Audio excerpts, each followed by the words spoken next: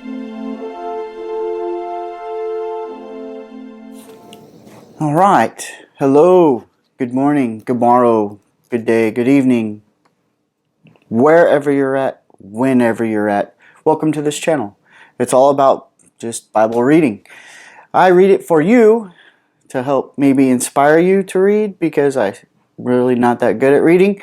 So maybe you will start reading it for yourself. But until then,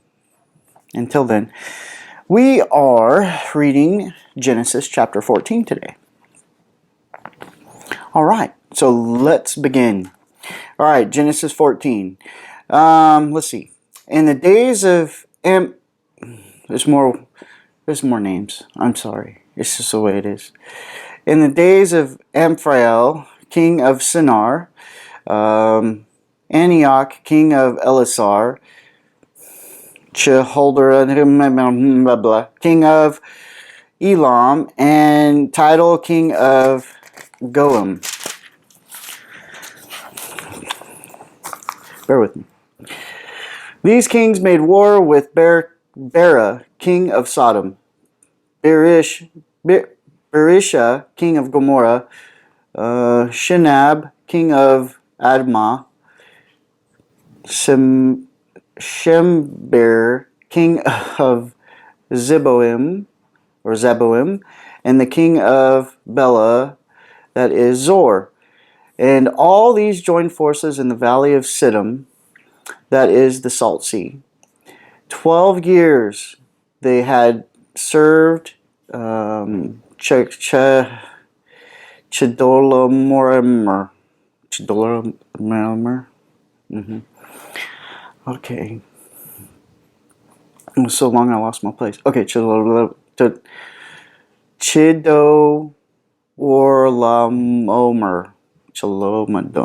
But in the in the 13th year they rebelled. In the 14th year, this guy, Chedorlaomer, and the kings who were with him came and defeated the Rephaim in Asheroth Karnaim, and Zuzim in Ham, the Eliam in the Shava Kerathaim. I really hope you guys read this chapter on your own. Let's see. This is 14. And the Horites in their hill country of Seir, as far as El Paran, on the border of the wilderness. Then they turned back and came to En Mishpat, that is Kedesh, and defeated all the country of the Alchemites and also the Amorites who were dwelling in Hazaram Tamar. Then the king of Sodom and the king of Gomorrah and the king of Admah and the king of Zeboim and the king of Bela, that is Zor, went out and they joined battle in the valley of Siddim with Chedorlaomer, king of Elam, and Arioch, king of Elasar. 4 kings against 5. Now the valley of Siddim was full of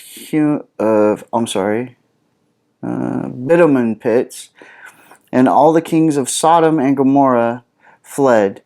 Some fell into them, and the rest fled into the hill country. So the enemy took all the possessions of Sodom and Gomorrah, and all their provisions, and went their way.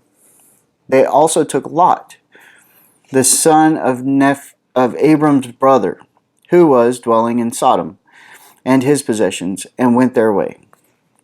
Then one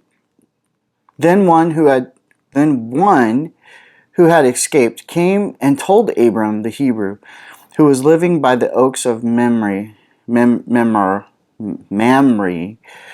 the Amorite, brother of Eshcol and of Asner.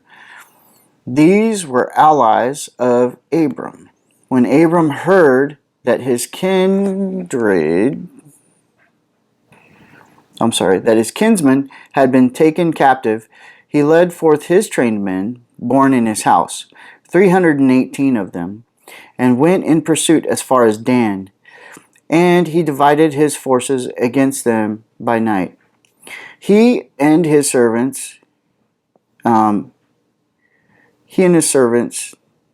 defeated them and pursued them to Havilah, north of Damascus. Then he brought back all the possessions, and also brought back his kinsman Lot with his possessions, and the women and the people. After his return from the defeat of Chedorlaomer,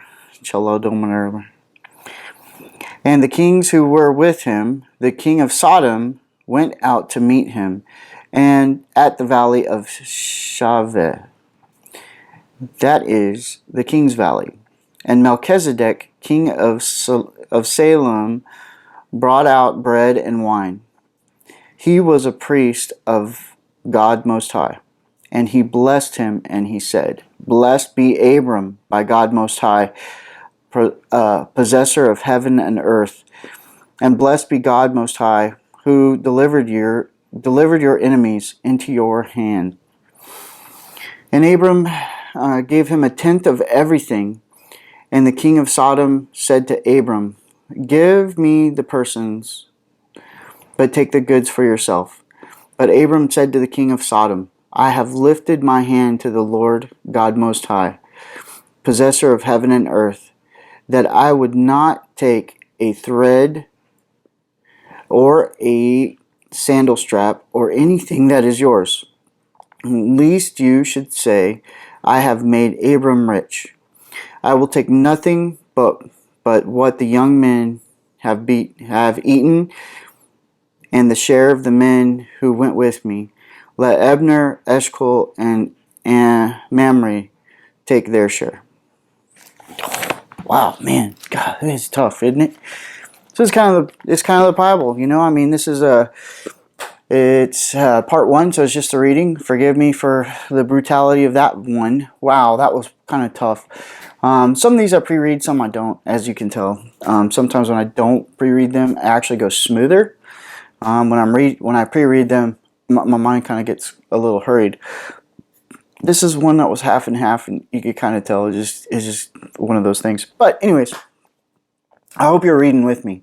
Don't forget to read Proverbs on your own, and try to develop this time with the Lord, where you can share with Him, read His Word, and get some experience of learning more about Him. And you could blow your own mind and your own tongue with the words that are in this book, especially names.